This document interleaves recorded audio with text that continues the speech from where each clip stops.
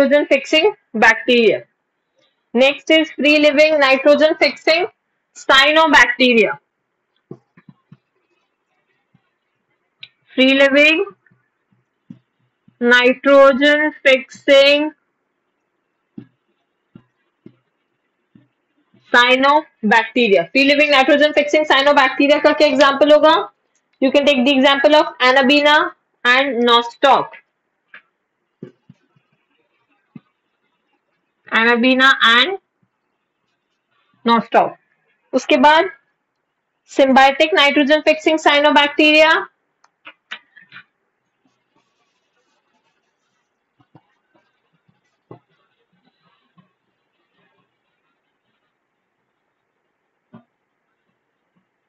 Also, we have to study the symbiotic nitrogen fixing bacteria.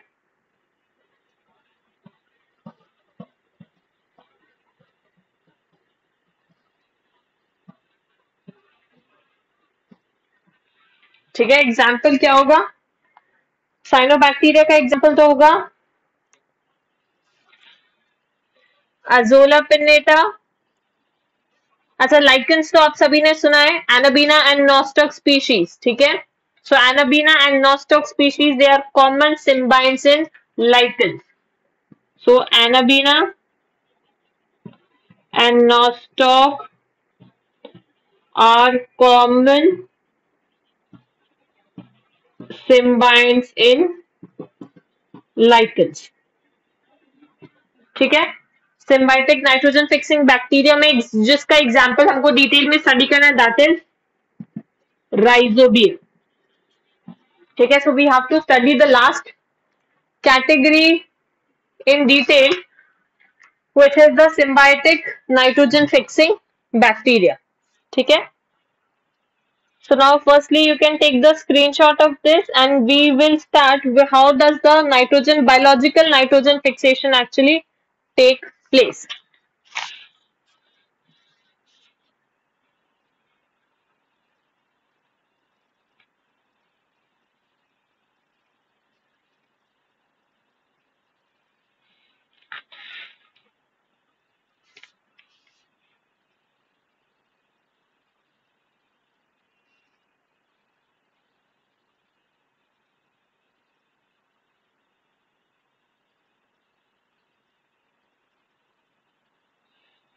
Done?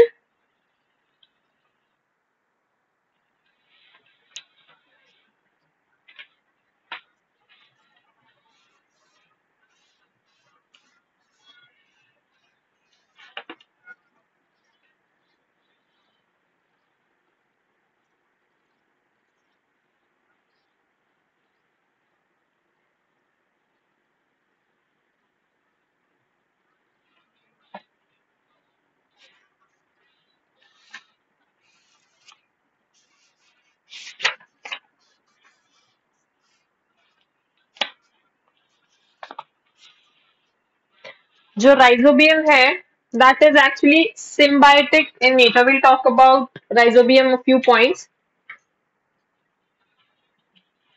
जो rhizobium होता है it is actually symbiotic in nature. What is the meaning of symbiotic?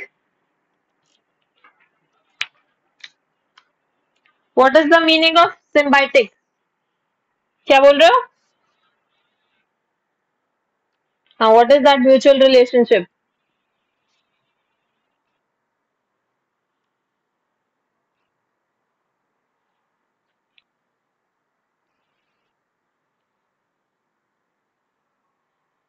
Just tell me कि कौन किसके बिना survive कर सकता है और कौन किसके बिना सर्वाइव नहीं कर सकता है.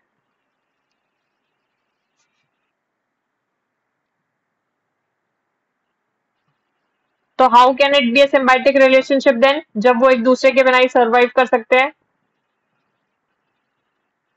My point was asking this only कि what is the meaning of a symbiotic relationship? What is mutualism? What is the meaning of mutualism? Who's going to explain me? हाँ बोलो. वो that is lichen. माइकोराइजा में भी यही होता है, fungus plus the roots of higher plants. So all these are the very famous examples of symbiotic relationship. I just want to ask, what is the basic meaning of symbiotic relationship or the mutualistic relationship? What is the meaning of it? Who's going to tell me what is the meaning of symbiosis?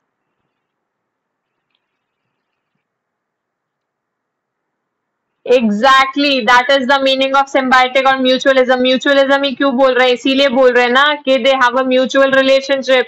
कि if I'm doing this for you, so you have to do this for me. And if suppose A doesn't do a certain task for B, so B will not be able to flourish. Similarly, if B doesn't do a certain task, A would not be able to flourish. So for the development of both A and B, they require each other. ठीक है, अगर इन दोनों में से एक भी absent रहा तो they won't be able to flourish, they won't be able to develop. So that is the meaning of symbiotic relationship and that exactly what it implies to mutualism. ठीक है, अब ये जो राइजोबियम होता है, rhizobium it is actually symbiotic. Is it clear the meaning of symbiosis?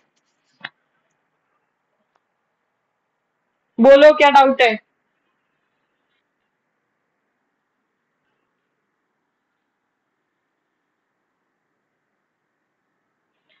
हाँ, उसमें क्या होता है, उनको शेल्टर मिलता है. ठीक है, मतलब एक तो बैक्टीरियम को और काउ को, जो ये आपके र्यूमिनेंट्स होते हैं, इनको क्या बेनिफिट मिलता है कि वो एक तो इनके उनके गट की हेल्थ को मेंटेन करके रखने में हेल्प हेल्प करते हैं. जैसे we human beings we also have E coli in our intestine.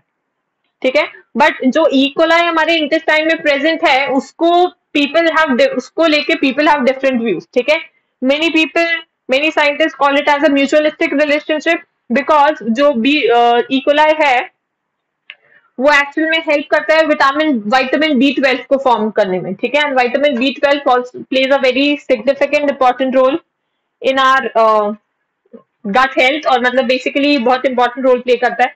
Some people call it just what you can say protocooperation, मतलब कि एक को बेनिफिट हो रहा है दूसरे को कोई इफेक्ट नहीं पड़ रहा है. कहने का मतलब the bacteria is getting benefited but human being को कोई फर्क नहीं पड़ रहा है. So these are the different names according to हर किसी के अपने अपने ऑब्जर्वेशन है, उनके बेसिस पे they have given their own different opinions. But definitely it is a kind of symbiotic relationship in case of ruminants. जितने भी ये कैटल्स हैं उनके लिए this is the symbiotic relationship. ठीक है, so what are we studying? So rhizobium it is actually symbiotic, और ये symbiotic किसके साथ होता है? एक फ्रैंकिया एक ऑर्गेनिज्म होता है, एक और वो प्लांट होता है फ्रैंकिया. सो उसके साथ में इट इज symbiotic. ठीक है, अब इसकी और क्या speciality? It is actually an aerobic bacteria.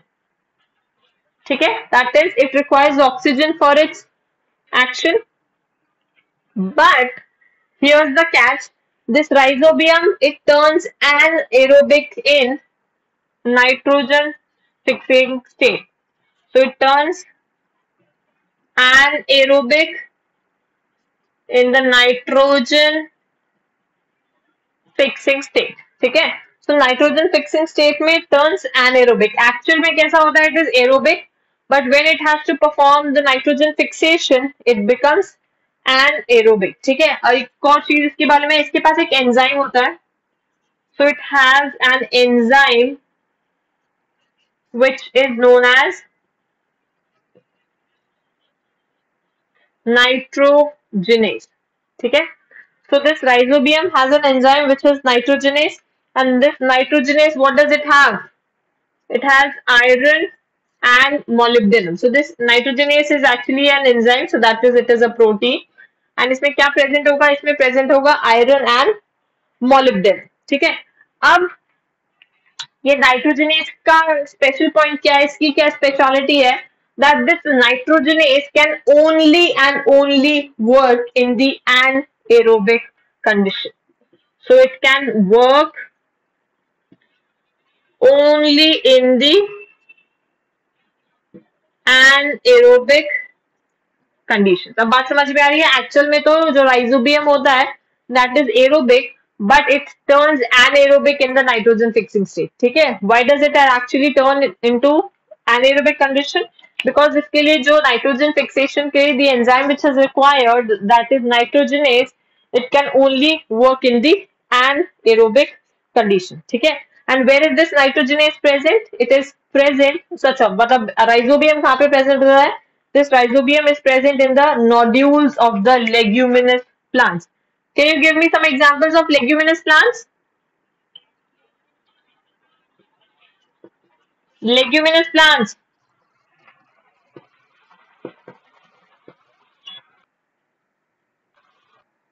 बच्चे with leguminous plant है क्या? Anyone else? Examples of leguminous plants. Mudit.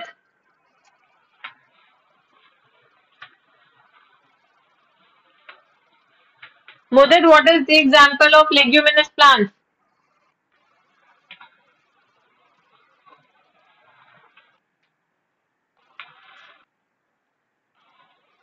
Peas? Spell करना.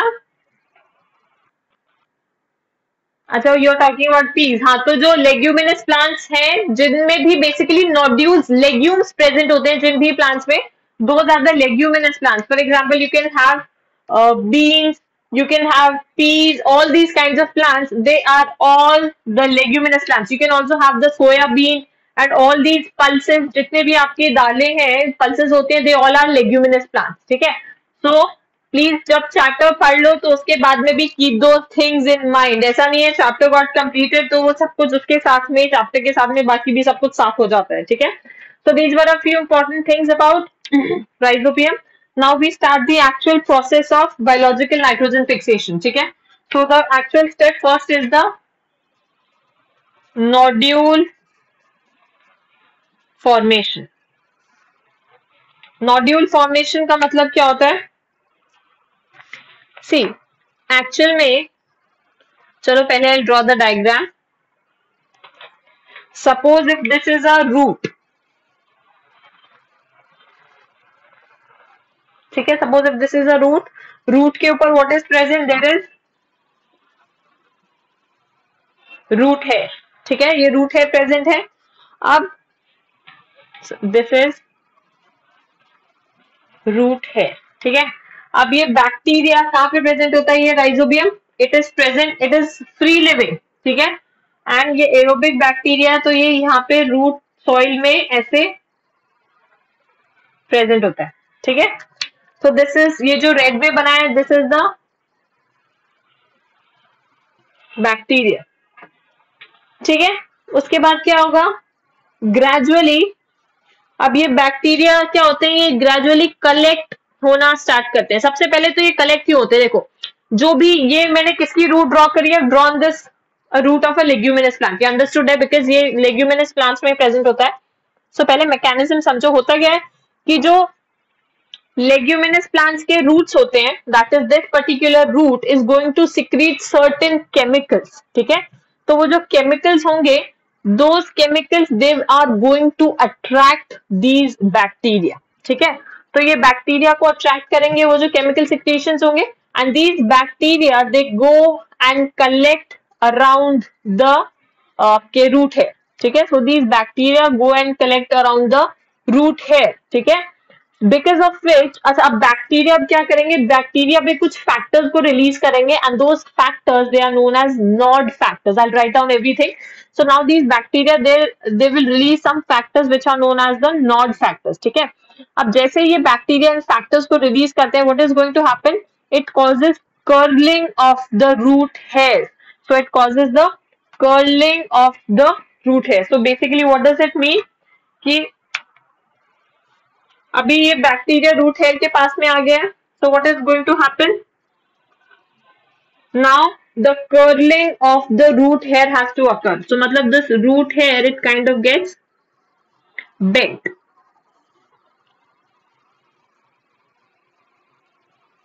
ठीक है. In this particular manner. पहले it was like this straight.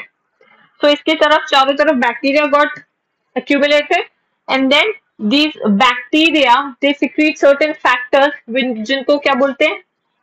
So they secrete nod factors. ठीक है. अब ये क्या करेंगे? Now they cause the curling of the root hair. ठीक है. अब ये रूट हेयर कर्लिंग की वजह से क्या होगा? degradation of the cell wall occurs and leads to formation of an infection thread. ठीक है, infection thread की वजह से क्या होगा, अब ये जो बैक्टीरिया है they will all enter into this root hair. ठीक है, ये सब रूट हेयर के अंदर एंटर कर जाएंगे एंड कुछ bacteria they are still outside. बात समझ में आ रही है? अब तो ये जो थ्रेड लाइक स्ट्रक्चर बना है, what are we calling this? This is known as the infection thread. क्यों बोल रहे हैं?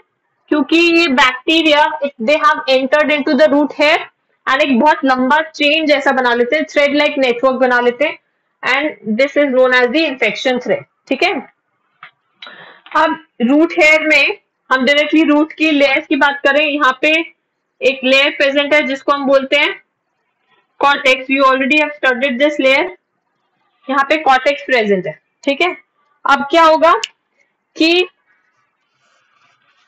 ड्यू टू दिस, अब ये रूट हेयर कर्लिंग की वजह से, अच्छा अब ये जो बैक्टीरिया है जब वो एंटर कर जाएंगे तो वो दो फॉर्म्स में चेंज हो सकते हैं. ठीक है, जब ये बैक्टीरिया रूट हेयर के अंदर एंटर कर जाएंगे तो दे विल स्टार्ट डिफरेंशिएटिंग. ठीक है, तो जब वो डिफरेंशिएट करने लगेंगे तो सबसे पहले कौन से रीजन को इन्फेक्ट करेंगे? They will infect the cortex region. ठीक है, तो जब कॉर्टेक्स रीजन इन्फेक्ट हो जाएगा तो इट विल स्टार्ट डिफरेंशिएटिंग. तो जब वो डिफरेंशिएट होगा cortex region, it will produce certain swellings और नोड्यूल्स, मतलब ऐसे कुछ बल्जेस जैसे स्ट्रक्चर फॉर्म करेंगे. एंड इसके वजह से क्या होगा, जो इन्फेक्टेड जितने भी कॉर्टिकल सेल्स होंगे दे विल स्टार्ट एनलार्जिंग. ठीक है, and then at this particular point of time the bacteria they stop dividing and they form irregular polyhedral structures which are known as bacteroids. ठीक है, तो basically मैं इसको अगर आपको शॉर्ट फॉर्म में समझाऊं कि जब ये बैक्टीरिया इसके अंदर रूट हेयर के अंदर एंटर कर जाते हैं, so what is going to happen? These bacteria now they change into two types. ठीक है, तो bacteria now they change into two types, मतलब डिवाइड करने के बाद they will change into two types. What are those two types? One are the bacteroids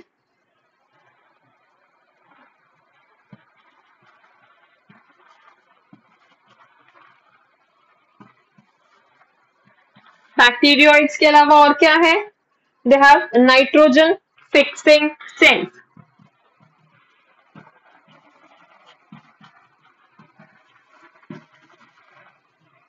so you can understand, जैसे ही bacteria root hair के अंदर एंटर करेंगे, cortical sales को इन्फेक्ट करेंगे, so they will start dividing and change into two types of cells. One are the bacteroids and the other are the nitrogen fixing cells. ठीक है, and bacteroids क्या होंगे? They will initiate cell division in the cortex region. ठीक है, तो जो भी cells bacteroids बनेंगे they will start the cell division in the cortex and it will lead to the formation of nodules. सो इसके वजह से नोड्यूल फॉर्मेशन अकर. ठीक है, अब जो नाइट्रोजन फिक्सिंग सेल्स है इसमें क्या है, ये जो सेल्स होते हैं they are actually special cells. Special cells क्यों होते हैं? Because they maintain anaerobic conditions. So since they are the special cells, so they are going to maintain anaerobic conditions for nitrogenase to work. Because we already know जो ये nitrogenase है, we have already seen here this nitrogenase, it actually requires the anaerobic conditions to work properly. ठीक है, तो ये तो nodule formation हो गया. सो नोड्यूल फॉर्मेशन जब होगा तो मैच्योर नोड्यूल कैसा होगा? How will a mature nodule look like? It will just look like swollen structures.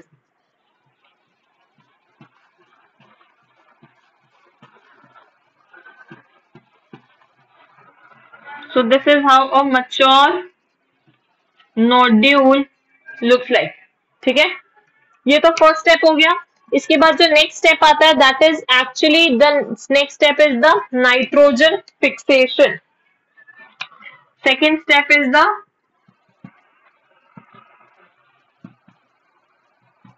nitrogen fixation. So what is now happening in this nitrogen fixation? It involves the conversion of molecular nitrogen. मतलब basically nitrogen fixation is the step which is going to explain us कि nitrogenase enzyme कैसे work करेगा, ठीक है? So it involves its conversion of molecular nitrogen into ammonia. Involves conversion of molecular nitrogen into ammonia. ठीक है? So this is what is done in this step. Now इसके लिए there are certain requirements. There are certain requirements for this nitrogen fixation.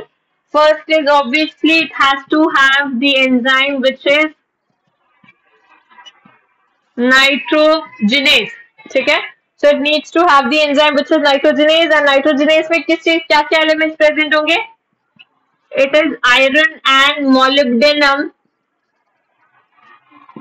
containing protein. So it is an iron and molybdenum containing protein.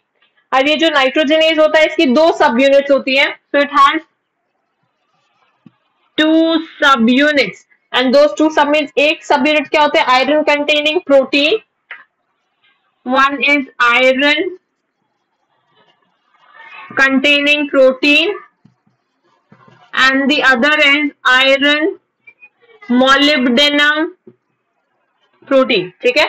एक होता है iron containing protein and एक होता है iron molybdenum protein, and this is actually the non-heme part. Heme नहीं होता है, जैसे hemoglobin में heme is present. This is the non-heme part. ठीक है? अच्छा, अब nitrogenase we already know that it works in the anaerobic conditions. Further इस anaerobic condition को increase करने के लिए, maintain करने के लिए leguminous plants में एक और component present होता है which is known as leg hemoglobin. ठीक है? So one more component is present, leg hemoglobin. I'm writing it here. Leg globin, leg hemoglobin. So what is the function of this leg hemoglobin? It is सबसे पहले found in the leguminous plants. So it is found in the leguminous plants and it acts as oxygen scavenger. Oxygen scavenger मतलब because basically the aim is to maintain the anaerobic conditions, because ये जो nitrogenase है वो सिर्फ और सिर्फ anaerobic conditions में work करेगा. ठीक है? तो इसके anaerobic conditions को further maintain करने के लिए leguminous plants they already have another component which is similar to hemoglobin, and that is known as leg hemoglobin. ठीक है? ये this direct question आता है in the entrances, what is leg hemoglobin? This is actually a pink colored, reddish pink colored kind of pigment, and what is its purpose? It directly इसका options में आता है कि what is its function. तो ये जो direct इसका function होता है that is it acts as the oxygen scavenger. Oxygen scavenger मतलब it removes all the oxygen and creates the anaerobic condition. So it removes all the oxygen and और क्या करेगा? Creates the anaerobic conditions. Creates anaerobic conditions for nitrogenase to work. ठीक है? Because as I said, nitrogenase को anaerobic condition चाहिए. Therefore, rhizobium works with leguminous plants. Therefore, rhizobium works with leguminous plants. यहां तक किसी को कुछ डाउट है तो now you can tell me.